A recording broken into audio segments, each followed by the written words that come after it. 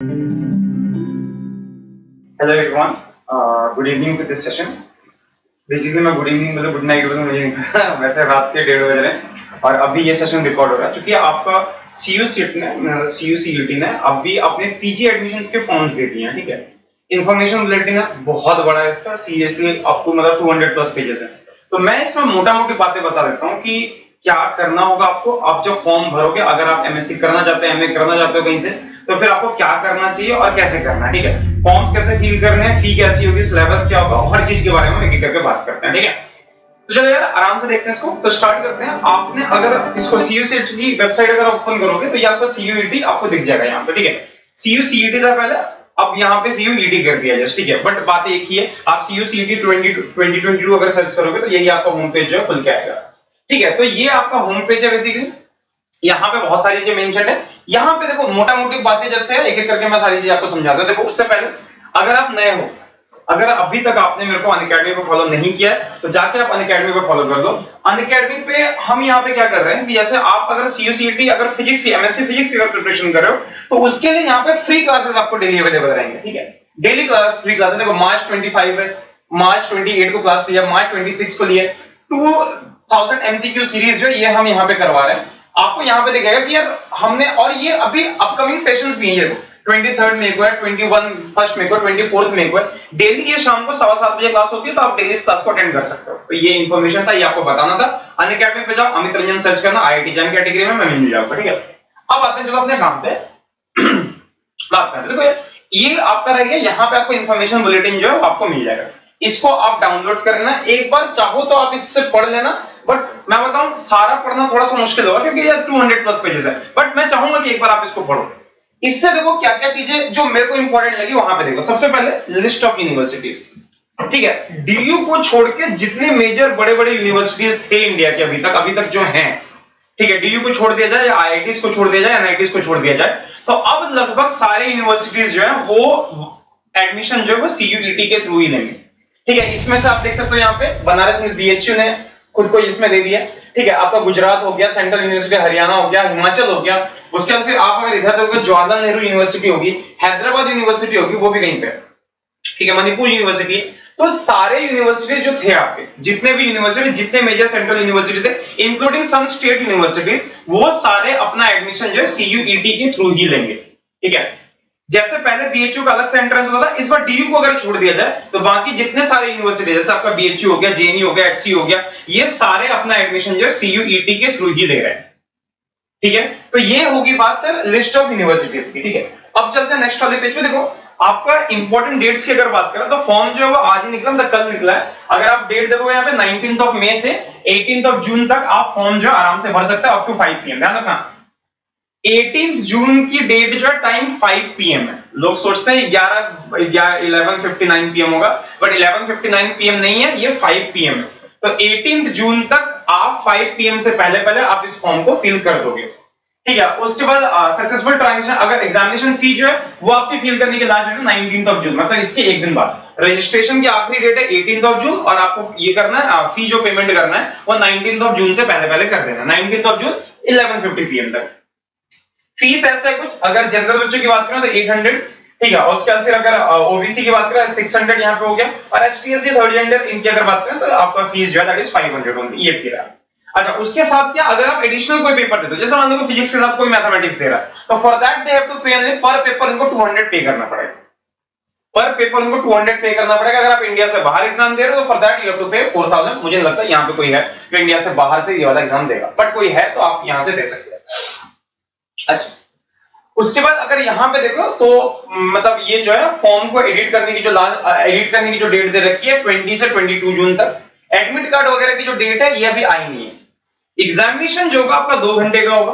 ठीक है, एग्जामिनेशन आपका इसका 2 घंटे का होगा। ठीक है, अच्छा, और उसके बाद फिर एग्जाम जो होंगे वो 2 स्लॉट्स में होंगे। अभी स्लॉट्स ये डिसाइड नहीं हुआ कि फिजिक्स का किस दिन होगा, कौन से स्लॉट में होगा, या केमिस्ट्री का कौन सा होगा, ऐसा कोई अभी डिसाइड नहीं हुआ। बट अभी स्लॉट जो इन्होंने मेंशन कर रखा है 10 AM to 12 noon, और उसके बाद फिर आपका यहाँ पे 3 PM to 5 PM। ये आपका एग्जाम जो होगा पूरा ऑनलाइन होगा, CBT मोड में होगा, कंप्यूटर बेस्ड टेस्ट होगा, तो ये आपका हो गया। ठीक है, अच्छा, तो ये सारी चीजें अभी आनी है, तो अभी पहले आप फॉर्म भरो, उसके बाद में ये सारी चीजें आप देखोगे। तो इधर की बातें होगी आपकी।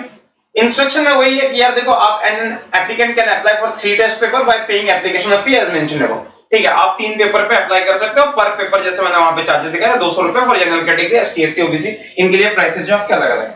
ठीक है, अच्छा ये बातें होगी यहाँ पे। उसके बाद रजिस्ट्रेशन फॉर्म के बारे में यहाँ पे डिटेल है आपका कि देखो आपको लॉगिन करना है, फिर वहां पे आईडी पासवर्ड आपको क्रिएट करना है, आईडी इस तरह से बनाना है, पासवर्ड इस तरह से बनाना है, आपको ईमेल आईडी वहां पे डालना है, फोन नंबर आपका एक होना चाहिए वहां पे, जो फोन नंबर आप यूज कर रहे हो, वो सारी चीजें जो आपको बहुत अच्छे से आपको लगभग हर एग्जामिनेशन फॉर्म में ये सारी चीजें आपको मिल जाएंगी। अच्छा, आपको फोटोज जो है वो आपका कुछ इस रेंज में 10 to 200 केबी तक, अगर स्कैन सिग्नेचर वगैरह जो है, सिग्नेचर जो है वो आपका 4 केबी टू 30 केबी तक है। देखो इसमें कहीं पे ये नहीं लिखा गया कि आपको डॉक्यूमेंट जो है कैटेगरी मतलब कास्ट का सर्टिफिकेट या हो गया या इनकम सर्टिफिकेट कुछ जो आपको सबमिट करना है, ऐसा यहाँ पे मेंशन नहीं है। और मैंने देखा फॉर्म में भी ऐसा कुछ था नहीं, तो मे बी पॉसिबली ऐसा होगा कि एनटीए बस एग्जाम दे रहा है, आपको सर्टिफिकेट वगैरह जो ड्यूरिंग एडमिशन आपको प्रोड्यूस करना पड़ेगा। ठीक है, अब ऐसा कुछ लिखा हुआ नहीं है यहाँ पे, अगर होता तो ये होता, बट आप देखना जब फॉर्म फिल करोगे तो आपको आइडिया लग जाएगा है या नहीं है। मैंने फॉर्म के अंदर अभी तक देखा नहीं है, बट आप एक बार फिर भी स्टिल देख लेना इसमें। ठीक है, क्वेश्चन पेपर जो होगा आपका इंग्लिश में ही होगा। ऑब्वियसली अगर आप फिजिक्स का पेपर दे रहे हो तो आपको इंग्लिश में ही मिलेगा, अगर लैंग्वेज का कोई पेपर दे रहे हो तो उस लैंग्वेज के अकॉर्डिंग वो आपका चेंज हो जाएगा। ठीक है, अच्छा उसके बाद ये सारी यहाँ पे मोटा मोटी बातें होगी इस तरह से। अच्छा, इसमें एक बात और थी कि आपके क्वेश्चन नंबर ऑफ क्वेश्चन जो 100 होंगे, चलो इस पे बात करते हैं, थोड़ी देर में बात करते हैं। नंबर ऑफ क्वेश्चन 100 होंगे और क्या क्या होगा ये देखो। जैसे हाँ यही चीज मैं बताने वाला था अभी। ये देखो यार, इसमें क्वेश्चन का पैटर्न कैसा होगा कि कोई सा भी आप एंट्रेंस दे रहे हो, इनमें से कोई सा भी एग्जाम दे रहे हो। अच्छा, बहुत लोग इस पे कंफ्यूज होंगे सर कैटेगरी कौन सा लेना, पीजी पीओ2, ये सारी ये चीजें मैं बता रहा हूँ, अभी थोड़ी देर में आपको बता रहा हूँ। उससे पहले यहाँ पे देखो क्या है कि आपका क्वेश्चन पेपर जो होगा इसमें there will be a total 100 question. 100 question को देना क्या किया, 25 क्वेश्चन जो आपका लैंग्वेज कॉम्प्रिहेंशन, ये सर मतलब अगर छोटे मोटे मैथमेटिक्स हो सकते हैं या जीएस हो सकता है या छोटे मोटे ऐसे क्वेश्चन रह सकते हैं। ठीक है, कि घड़ी में अभी इतना बज रहा है, अगर आप मिरर के सामने देखोगे कितना टाइम होगा, काइंड ऑफ इस तरह के क्वेश्चन यहाँ पे रह सकते हैं पॉसिबली। ठीक है, या फिर ट्राइंगल है कुछ ऐसे। फिजिक्स का पेपर है तो जनरली इस तरह के क्वेश्चन एक्सपेक्ट किए जाते हैं कि बच्चों को ये सारी चीजें आनी चाहिए, लैंग्वेज थोड़ा बहुत आना चाहिए, तो ये सारी चीजें होगी। ठीक है, तो यहाँ पे ये हो गया आपका या 100 में से 25 क्वेश्चन जो लैंग्वेज कॉम्प्रिहेंशन वर्बल एबिलिटी इनके होंगे क्वेश्चन, और 25 क्वेश्चन जो होगा वो आपके डोमेन का होगा। मतलब अगर आप फिजिक्स के हो तो फिजिक्स का क्वेश्चन पेपर को फिजिक्स के 75 क्वेश्चन होंगे, केमिस्ट्री हो केमिस्ट्री के, लॉ के हो तो लॉ के, उस तरह के क्वेश्चन जो है यहाँ पे पूछे जाएंगे। ठीक है, ये आपका पूरा हो गया इस तरह, ये आपका रह गया पूरा क्वेश्चन पैटर्न। ठीक है, मार्किंग स्कीम ऐसे है कि अगर आपने सही आंसर किया तो +4 ना, या आई थिंक अगर आपने एक सही आंसर किया तो यू विल गेट +4 मार्क्स, और अगर आपने गलत आंसर किया तो you will get -1 mark. -1 mark जो है नेगेटिव मार्किंग यहाँ पे है। ठीक है, उसके बाद फिर हाँ वही है कि आप क्वेश्चन वगैरह को चैलेंज कर सकते हो, ये सारी चीजें मेंशन है। आप यहाँ पे इसको देखो, इस पे अभी ज्यादा दिमाग लगाने की जरूरत नहीं है आपको। ठीक है, ये एग्जामिनेशन के बाद आप ये सब देख लेना, कुछ यहाँ पे दिया नहीं है। ठीक है, उसका कैटेगरी सर्टिफिकेट ये आपका हो गए, मतलब कैटेगरी कितना रिजर्वेशन है वो सारी चीजें यहाँ पे, तो आप इसको देख लेना आराम से।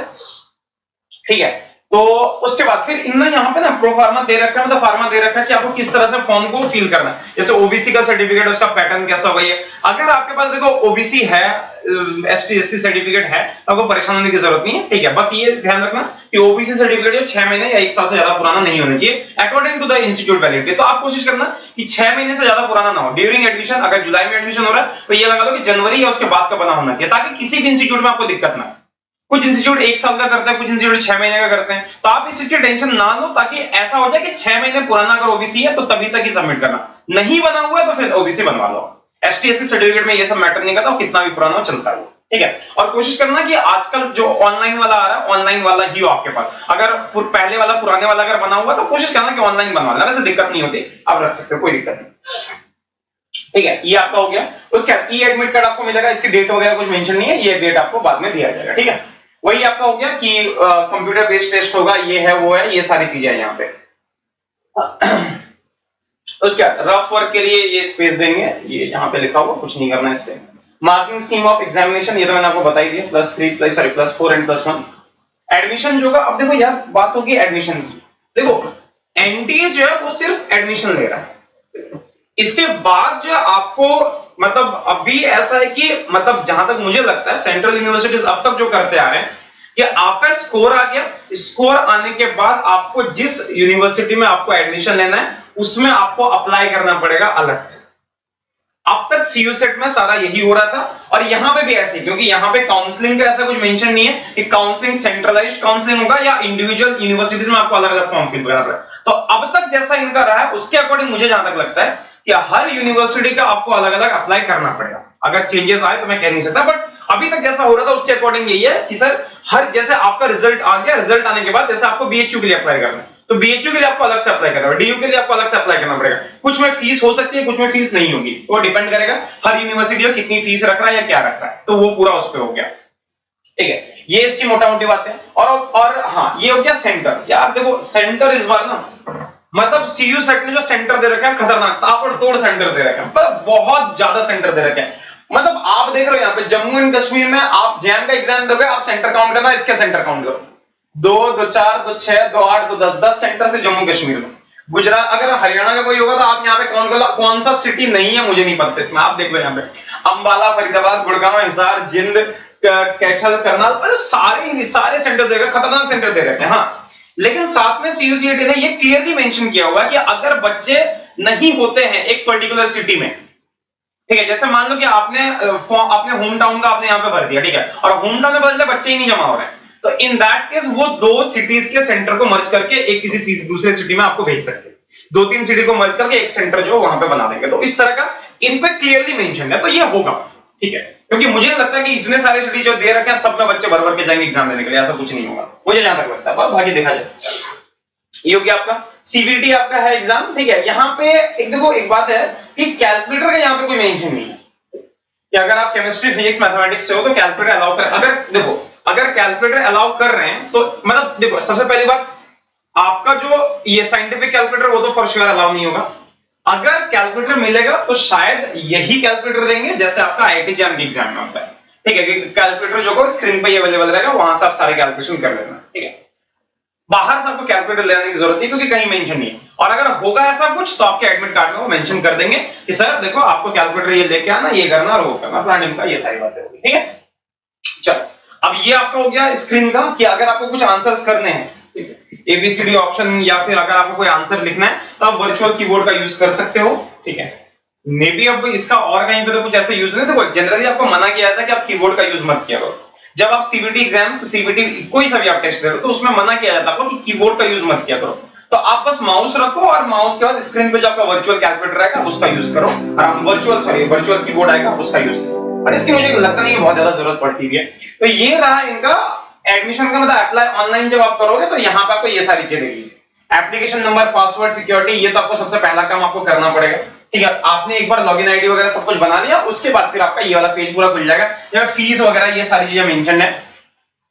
अच्छा, पार्टिसिपेटिंग यूनिवर्सिटीज में आप देख सकते हो ये सारे आते हैं। ठीक है, ये सारी यूनिवर्सिटीज है, इसमें लगभग सारे सेंट्रल यूनिवर्सिटी, एक यूनिवर्सिटी मेरे को दिखा था, एक या 2 जो आपके स्टेट यूनिवर्सिटीज थे, जैसे आपका ये हो गया BR Ambedkar school of economics university, ये आपका हो गया स्टेट यूनिवर्सिटी एक है, यहाँ पे एक स्टेट यूनिवर्सिटी, एक डीम्ड यूनिवर्सिटी भी आपका आ रहा है, फिर इधर स्टेट यूनिवर्सिटीज है। बहुत सारे स्टेट और सेंट्रल यूनिवर्सिटीज मिलके मतलब इस बार इनके रिजल्ट को ये कर रहा है, मतलब इनके थ्रू एडमिशन ले रहा है।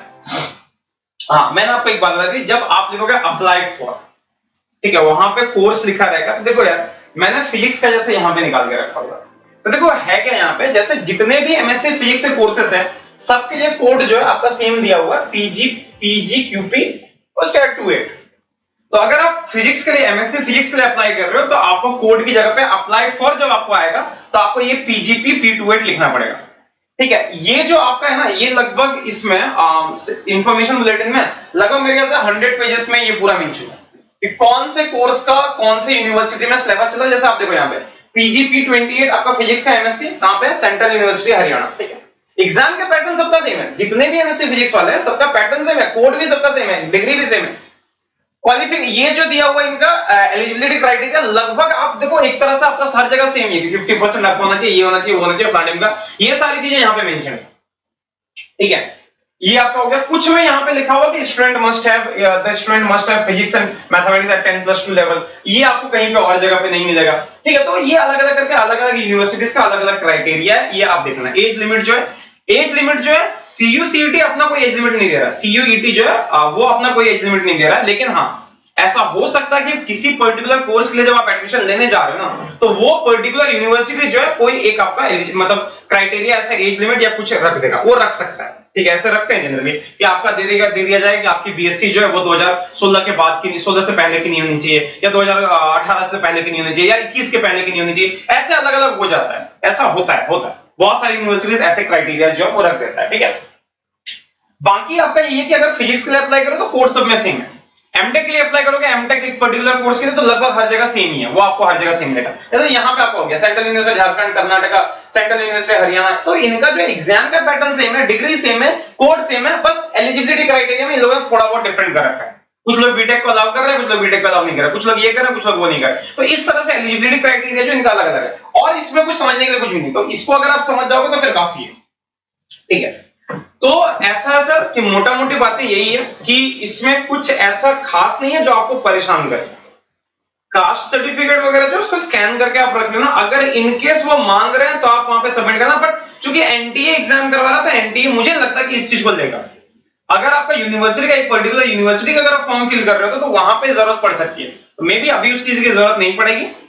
ठीक है, बट हाँ, आप फॉर्म जो है इसको जितना जल्दी हो सके भर लो, ताकि लास्ट टाइम का जो रश होता है वो आपका ना हो। ठीक है, तो मोटा मोटी बातें यही है। और देखो एक चीज और कि कौन सा सेंट्रल यूनिवर्सिटी अच्छा है, बीएचयू हो गया, जेएनयू हो गया, सारे सेंट्रल यूनिवर्सिटीज हो गए, सेंट्रल यूनिवर्सिटी ऑफ हरियाणा, ये क्या बोलते हैं इसको, हैदराबाद हो गया।